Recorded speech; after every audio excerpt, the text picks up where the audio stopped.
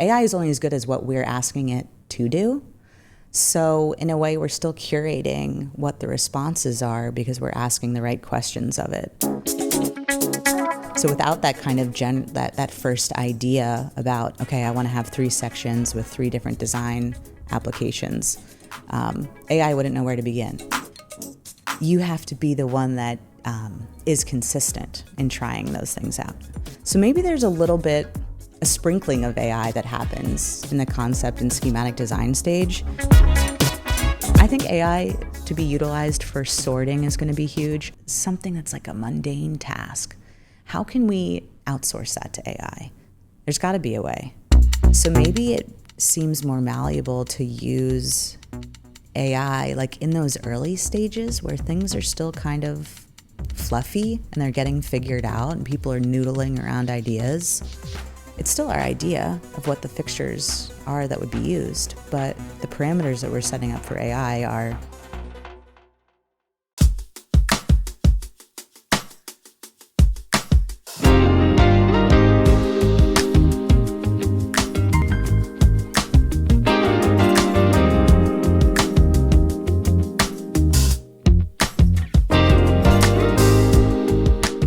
Welcome to the Light Pod, built by Light Eye, the #1 podcast for thought-provoking and inspirational conversations when it comes to the people, the process, and the product behind design, all with a little bit of love for lighting to go along with it.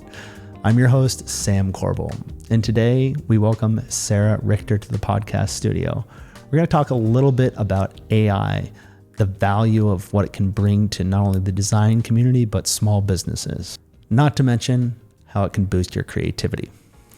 Sarah is a lighting design expert with 11 years of experience and over 200 projects under her belt, ranging from hospitality to workplace design.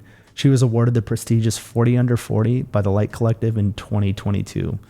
She brings architectural expertise and passion for collaboration to every project she does, and she is a proud owner of her own business, Sarah Richter Design. Sarah, welcome to the podcast. Thanks, Sam. Happy to be here. I know for you, there's a passion and love for lighting, but there's also a passion and love around operating a business. I like to look at our day, let's say it's 9 to 5. How can we put time back in our bucket when it comes to certain tasks that might be, a good one might be templates, like email templates, trying to figure out ways where it still is your thought and you still want to send that certain email to somebody. But how can we set up some of these, a request for a proposal comes in. Let me send that email template and be able to leverage that in multiple ways. Or something as simple as social media. I think we kind of break as a business owner, what I go through in a day into design meetings where I have to be super creative, on point, checking email, starting to automate like what's going into different folders, and then maybe checking in with employees and clients. So obviously of those 3 kind of buckets, that middle bucket, how can we start to automate some of the things that really just get us into the mode of, okay, I want to spend my time doing this and be able to separate what isn't worth my, $200 or $300 an hour. Everything is billed by the hour, right? In professional services for the most part. So much of design is learning, right? Is practice, is the opportunity to innovate based on what you learned previously, whether that's successes or mistakes. We can dive into it. And I think for the sake of this conversation, it's important to kind of center around, this isn't about automating the beauty of design, right? This isn't about AI coming in and being a creativity killer. This is about AI coming in and taking care of all these things to allow for more creativity. Sure, there's more tools that may take a part of the creative process away, but it's not taking the creative process, right? Is that fair to say? Yeah, because if you think about, let's take a workplace project, a commercial project, and you've got schematic design, you have design development, construction documents, bid, and CA. When it comes to concept and schematic design, we don't I want to use maybe a template that I've created. Maybe there is a way for, what's the blurb going to say on the front page? And we've all gone and Googled like synonyms for glowing or synonyms Sure. for beautiful or timeless, right? And tried to switch out words like that. We've started to use some of that in our practice of, okay, we have an InDesign template. I want to put some blurb text in here. So I'm still the one that's creating the imagery and doing the sections and some of that drawing, which I love to do. But if I can spend 2 hours doing that and doing a rough outline, but then I have AI help me generate an agenda for the meeting, or what's that kind of like money piece sentence on the front of the presentation to really grab somebody's attention, that's kind of how I want to leverage it. So maybe there's a sprinkling of AI that happens in the concept and schematic design stage. And then as we start to move into design documentation, construction documents, things that I could think of are controls narrative, right? Like maybe there's a way for AI to take some of the major tenets that we typically have in an office project and rewrite some of that verbiage as to how I want the occupancy sensors to be placed or something like that. Or come up with a good note for the general contractor not to VE something, Maybe there's something in there that we can really try and future-proof some of that so that, I just grab that controls narrative down, I'm making a few tweaks, and then it's out the door. I can spend more time in that regard of, in design documents, maybe we want to generate some interesting sections with a couple different diagrams of pendants. That's something that we could ask AI to do. We're still the ones, AI is only as good as what we're asking it to do. So in a way, we're still curating what the responses are because we're asking the right questions of it. So without that kind of that first idea about, okay, I want to have 3 sections with 3 different design applications, AI wouldn't know where to begin. So I still feel like that's, a little sprinkling right in design documentation. Construction documents, a good example might be lighting schedules. Whose downlight do I want to use? Maybe there's a database that I've created where it can search through some stuff and say, these are the top 3 downlights that you like using. And we're able to pull that spec really quickly. So I think there's a way for us to utilize AI in different ways throughout the design process and be really creative, but still be able to automate some of the text behind it and kind of take human error out of that piece too. The client doesn't necessarily care about you spending 2 hours on zoning. They don't necessarily care about what, moving through different fixture specs that you want to use. That's like most of that behind the scenes stuff. What they want to see is, you doing that Bluebeam presentation, them being able to ask you questions on the fly, you being able to have responses, picking up a design tool, being able to draw with them on the table.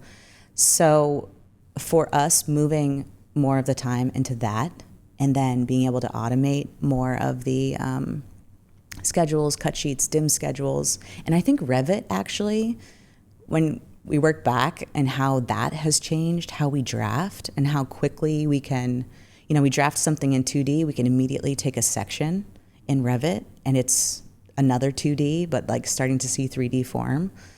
I think that's kind of where we're going to get with AI, where it starts small, we build on it, and then it's like, how did we do this without that? So email templates right now is a big one for us. And just getting some of those things in place where it's automatically reminding you, like, hey, you said in a week that you should check in on that project. So getting that notification through email of like, hey, such and such has gone to bid. We should check in with the architect. It started small like that. And I was somebody that really wanted emailing, because it's just crazy. If we're not picking up the phone, I want to reach through that email and have clients, feel happy. I wasn't going to do email templates, right? I want to curate everything every single time, make sure that it's really from the heart. And then we sort of put in place, okay, we need 3 different email templates. One that's, thank you for your proposal request. We would love to work with you. We love collaboration. insert name, right? And that's something that I want to make sure I'm hitting the major pieces. 1, thank you for thinking of us. 2, we really appreciate the potential opportunity. Here's a series of questions maybe that we always want to ask. Schedule. When do they need it by? Some of those things that could go into an email template. So RFPs, that was an easy kind of email template to set up. The second was maybe we're asking our reps for pricing on a schedule. That's something, right? Why can't we automate that? 1, they just want to say, okay, what are the products? What's the quantities? And I'm able to do kind of 2 things at once. I'm sending that off. They're working on the pricing. I'm going to work on something else. So that was the first way. I think the other thing is Grammarly specifically has been an AI tool that we've used. And so if I'm writing an email just off the cuff, like to somebody, hey, do you want to work with SRD? There's a way in Grammarly, you add the plugin, you can actually highlight the entire email, and you can do things like improve it. And so it then thinks about it, gives you an improved version of that email. You read it and say, hey, do I like that? Do I actually want to sound more on brand? That's a second option that you can do with Grammarly. And usually for me, it's starting to know what our brand is. And so they might add more exclamation marks, or just infuse something nice like, hope you had a great weekend, or, have a productive week, things like that. Just so we're not saying thanks, comma. So that's been something that's been nice and an easy way to start using AI and just be like, yeah, that's exactly what I wanted to say. That does sound on brand. How do you sit back and check in with yourself and say, these are working, let's do more, or these aren't working and kill it? We are trying to make actual milestones because it seems like AI just seems like this large amorphous thing. And so that's one way I would say is an awesome one to start with email templates. Another one that saved us a huge amount of time was thinking about a CEU course. So let's say you want to do a CEU on tunable white lighting. You can input different questions and say, I want to talk about tunable white lighting. I want it to be 5 topics long or 5 chapters long, right? And it can help come up with that outline.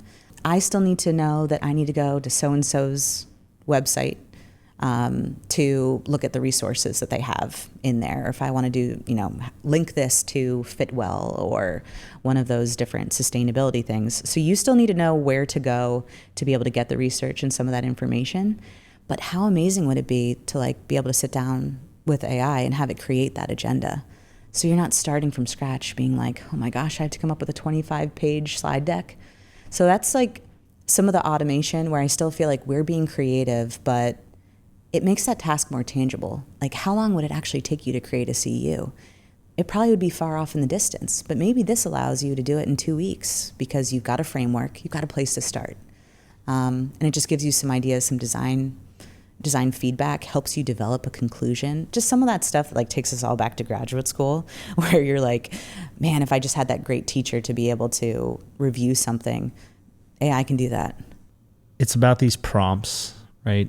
Feeding them into it. What do you think has been your biggest learning experience or opportunity with prompting AI? So prompting has been you getting clear about what your end goal is. So again, going back to the email templates as a good example, knowing what the subject is or what the topic is, and then refining it, drilling it down. And actually, asking those prompts, if I can make this connection, is a lot like the creative process, right? Where you start with an idea, you iterate, then you get a better idea, or maybe it goes off a little bit, and then you have to come back to center.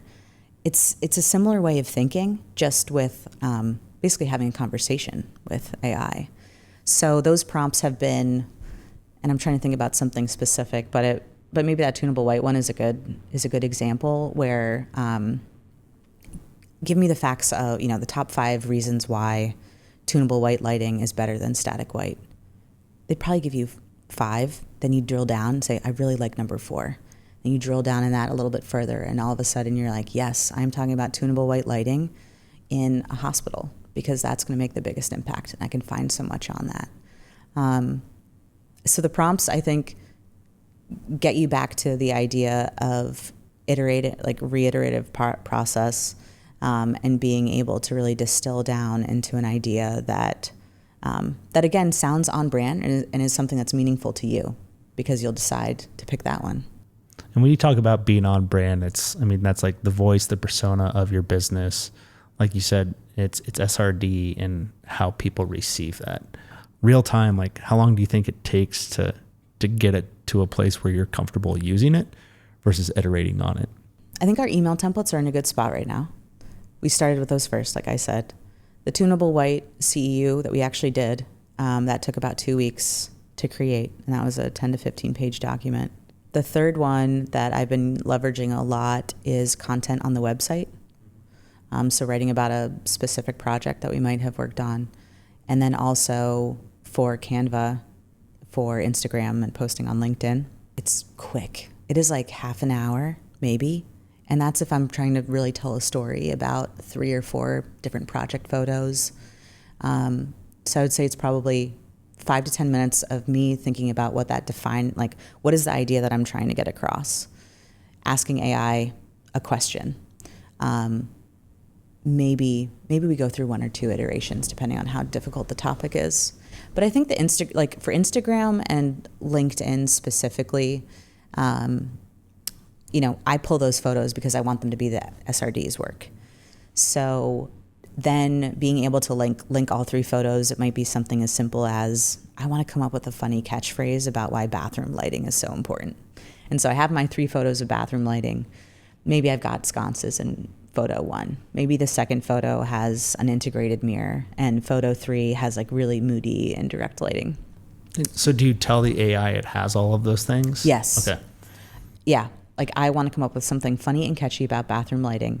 I have 3 photos, and I want something that's gonna like stamp of approval, right? So it might be something as simple as him or her saying, who wants to take a bathroom selfie, right? Like something just funny. I feel like that's on brand for what we are, and it shows our work. And it's not as boring as like, look at my 3 bathroom photos, and trying to get a rise out of everybody for that. So that's been an interesting way to utilize it. So it sounds like most of the AI that you're using right now is predominantly text-based and prompt-based. Have you played with anything in that visual space in terms of letting it? I don't think we have, and I guess that's where we sort of blur the lines of what we're trying to, like how we're using it, like how we're passing it off. Not passing it off as our own, but maybe it's in, I hope that they get to this point. Right now, if I'm creating a design presentation, I'm going to my project photography, like SRD's project photography, placing in other lighting design strategies. I think we did mess around with it a little bit and say, like, I want a photo of moonlighting in trees. I bet that it would come up with something quicker, or at least at the same rate as like you going to Pinterest and trying to find that image. And then maybe tweaking it slightly. So I think there's room for that, where we're just trying to show precedent imagery to clients where it's not our own work.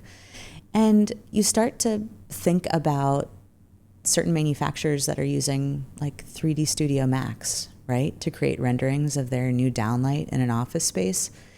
What's really different between that, right? Showing a 1-inch downlight in an office space that's been created by a rendering software versus using AI to create that same image. Maybe that level of comfortability is going to be one that we see more often, because if it's just as quick for you to be able to tell AI, hey, I need an image of this to be able to sell that idea to the client, I think people would be really stoked to utilize that.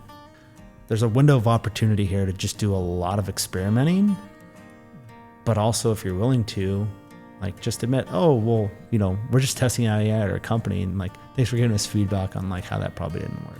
I want to take a quick break, and when we come back, we'll dive in a little bit more as to what it means to let AI try things, get away with it, and also maybe what you hope to explore, what you've read a little bit about, and where you think it might be going to ultimately support businesses like yours. Sound good?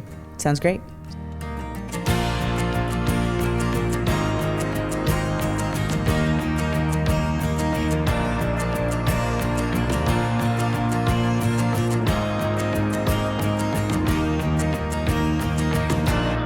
Welcome back. Over the break, Sarah and I were chatting a little bit more about not only that theoretical nature of what we hope it can do, but how AI still takes time. It's not like AI tools are there. It's not like AI tools just poof, read your mind. Like, it still takes time. So you've got to prioritize these things. Some of them are purpose built and they're not intentional for your professional services business that you do. They're not intentional for design, but paired together, they might become that. So when you look at this landscape of not only understanding things, but implementing them, how do you decide, A, how much time you want to spend on it, and, B, what the outcome of it should be in order for you to continue to use that? Yeah, it goes back to the time is money conversation. Like all good things, it's a habit that you have to develop.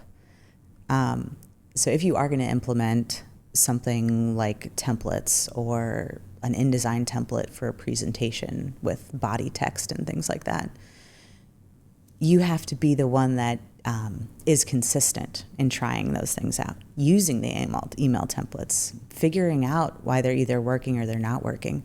Are they resonating with people? Are you able to respond quicker to proposal requests because you have this email template that you just drag over? You insert the project name and hi Kendra or hi whomever, and it's off, right? That is a quicker response rate. They now know next time that they can give you maybe a shorter timeline to respond to something. Maybe you get more project opportunities out of that. When it comes to the InDesign templates, you have to start with something to then be able to tweak it. And I think that kind of parallels the AI conversation too. So thinking about the tasks that you can automate with lighting design. We were talking about fixture schedules specifically. Fixture schedules, cut sheets. If there was something that could automate some of that work, besides how maybe, and I'll give you an example of what we've tried to do. So take a residential fixture schedule. Maybe we use 3 top brands. I'll take the time and have taken the time to say, here are our top 3 downlights. Specify them out completely. Round downlight, warm dim, 0 to 10 volt. I'll do all of that. I then put that into my project folder and I use that schedule each time. And I say, well, I want to use downlight option A instead of B or C, and I delete. So rather than starting from scratch and building up the fixture schedule, have the fixture schedule already filled out and you're taking away, right? I'm deciding that I want to use option A, not B or C. I think there's a way to use that with AI to help with some of that fixture schedule nomenclature, to help with general notes. We talked a little bit about that before. Just sounding maybe more official or sounding more serious in terms of, no, the electrical contractor cannot submit a VE, on this particular job. But how do we make that sound more meaningful, more serious? The other one is, I think, cut sheets, putting headers and footers on cut sheets, like something that's like a mundane task. How can we outsource that to AI? There's got to be a way. So that's just the first, that seems like the easy, like slim pickings, right? Fixture schedule and cut sheets. I think Revit started to do that, right? Where we're thinking about placing, how do we automate the fixture schedule? And Revit can do a lot of that. I'm sure it's only a matter of time before there is like some AI plugin for Revit that really allows you to like set it and forget it with some of that automation. What about lighting calculations? Like, I could see an environment where you do a layout and it gives you X amount of foot candles, and you say, or that's too much light, so then you adjust it. And then being able to go back into an engine and say, it used to have this, now it has that, and this is my preference based on these things. It starts to learn your design treatments for certain type of applications. Do you foresee something like that being of value to you? Let's say we use that in like the SD phase, right? So we're laying out a cafe in a cafeteria in a middle school. That seems like we could come up with 2 or 3 iterations of a lighting design and just like get some general spacings. Hey, we want to hit 30-foot candles in there. We want it taken at the work plane. Can I do that with 4 linear pendants? Or can I do that with a staggered grid of cylinder downlights? Make those small tweaks just so we have something to show the client. It's still our idea of what the fixtures are that would be used, but the parameters that we're setting up for AI are foot candle measurement and helping us assist with spacing. Yeah, I think one of the most interesting things that will potentially be explored is the machine learning of your own design habits. What are some of those intangible things that really are critical to the design that are probably going to be hard for a machine to automate and understand? So I think there's the ability for those finishes of, a darker finish versus a lighter finish and how we might appropriate that differently. And what's funny is like when we use our photometric software, sometimes we don't know because it's still early on in the design. So maybe it seems more malleable to use AI like in those early stages where things are still kind of fluffy and they're getting figured out and people are noodling around ideas. And it's more about generating some thoughts, right? Then we kind of step back in and say, we want to polish this up. We want to do that. And then we go on through the design development process and the CD process. And then it just becomes letting AI, I keep coming back to schedules, but doing some of that text stuff. Because I think I feel more, maybe I do feel more comfortable with the text-based things because you still have the ability to tweak that, right? You use the email template or you use it in the presentation, but then there's still the human part that can edit and tweak the way we need it to. We talked a little bit about it before the break in terms of, hey, yeah, just let it generate a conceptual moonlight image in 10 seconds so I don't have to Google search it, right-click, download one, and everything else.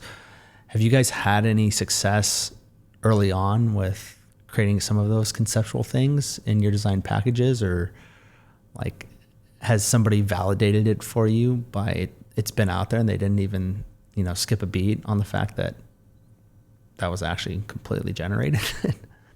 Maybe it's the idea that people are resistant to AI, like duping, right? Like feeling like you've pulled one over on somebody.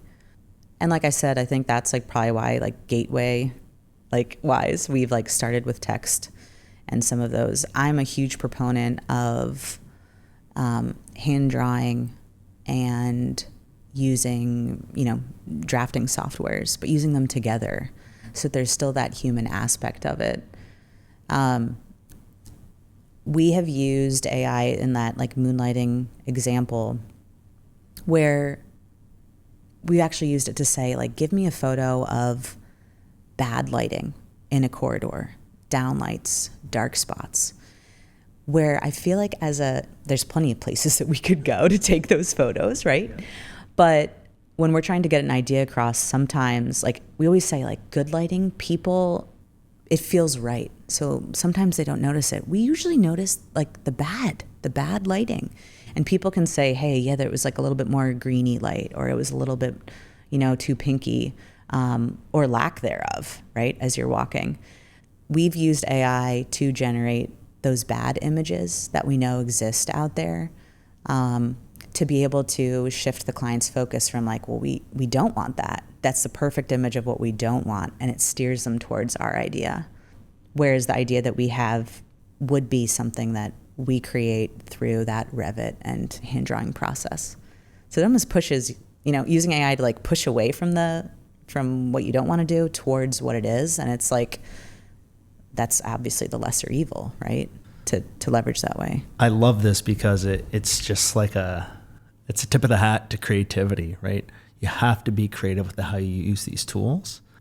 When you look at our industry, the way it's set up today, there's a lot of people you rely on to get information. How does AI shape the future of that? What's your what would be something you'd hope for, or maybe our industry could pick up on and say, yeah, that's worth investing in? We are able to be more creative when we have the resources and tools. I think that's both in documentation of the creative process, but then I have always, and maybe it's because when I started in lighting, I didn't know that much because my background's in architecture. So I came into the industry as just a sponge, and I kind of picked up quickly on reps being one of your most amazing resources, because they're always willing to help. They want to make the sale too. And they want to be fair and true to answering your questions. And of course, there's that level of manufacturer now, which I've been able to grow that relationship as well too. But from the rep side, being able to communicate with them from a pricing perspective, lead times, some of those answers that they have, if I can sit and be creative and kind of fire off some of those emails to them or texts or whatever, have them working on some of that information, it then allows me to be not only more creative, but I'm also not showing the client an idea that won't work for their tight timeline for this project. We just started a Fitwell project, and that might be a good example. We had 2 weeks to come up with a design presentation, and I think we need to go to permit in 8 or 10 weeks. It's a very fast timeline. So really quickly, we have to figure out what products we want to use. And I had a design presentation today that I had talked with the local rep about lead time, whether it's available in tunable white, what are the cost implications, and all of those are data points, right? Yes, it's all data. So right. Where can that all be loaded? Yeah. And where can that mitigate 16 emails? Where can that information just be real time, accessible? And maybe even to your point, you hit validate on your schematic design package, it scrapes, it finds part numbers and goes, yeah, and by the way, all this stuff has a standard lead time of this. Of course, none of this is, legally binding or anything, but it's just let's get information faster. And it future-proofs your idea as you move from that SD into DDs, where you're not having to backtrack. So you have those data points, you're figuring out really quickly that I can use this, I can't use that. So I need to steer them towards this idea, or I need to come up with another one. And it causes less rework in that DD phase, because we want to start, we're noodling in the beginning, and then we're layering that information. I know it's such a funny term, noodling with noodles. And we move from SD through CD, and that design development has become so important. We're making so many more decisions. Things are getting priced earlier on, that I want to understand at that SD phase what's ahead of me in terms of specifications and things like that. I think as an industry, there's so many different downlights we can use. There's so many different linear products, and there are things that set each one apart.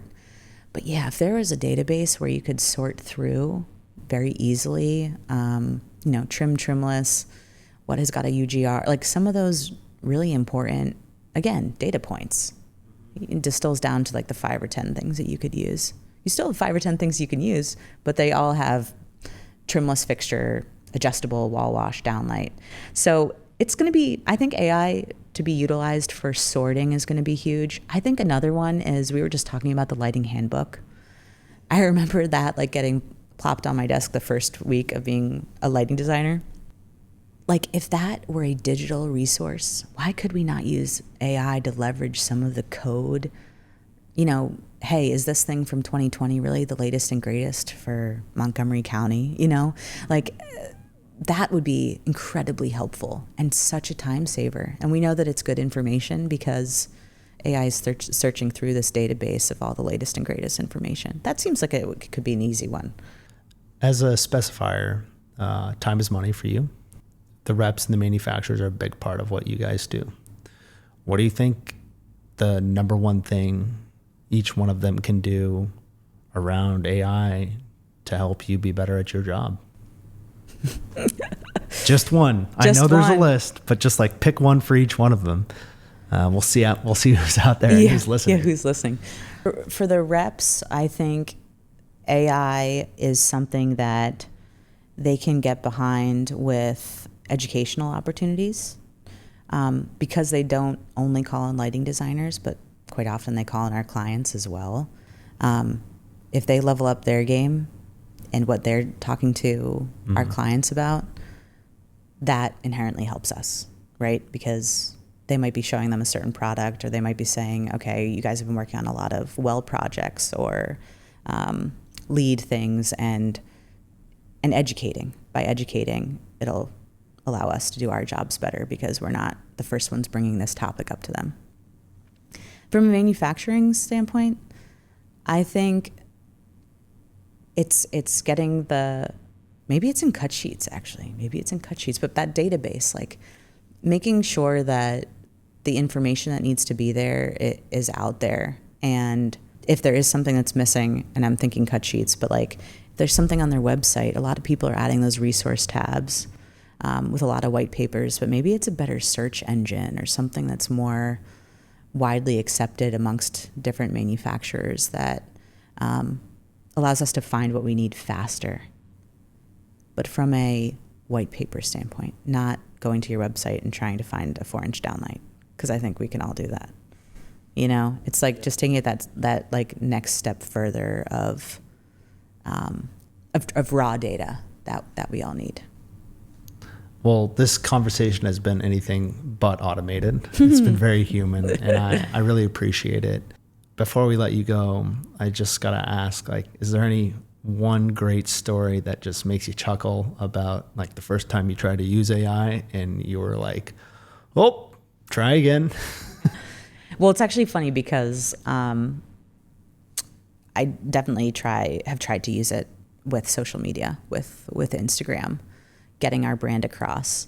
There was a point where we were thinking about getting like new headshots for the office because we moved into a new office space. And I think that's one of the main things that everyone sees on Instagram too. Like you could take a picture of yourself in like a hoodie sweatshirt and it makes you into this like beautiful headshot with like crisp blazer and like beautiful earrings. So we tried to do that. And let me tell you, it did not look like me. I mean, I had beautiful skin, but I think I looked about 10 years younger. And I think that would be a little bit jarring, to be honest, if like somebody were to get that headshot and then I walk in. Yeah. So that was probably one of our little bloopers that we decided, you know, it's probably better that we spend the money on the photographer to do that.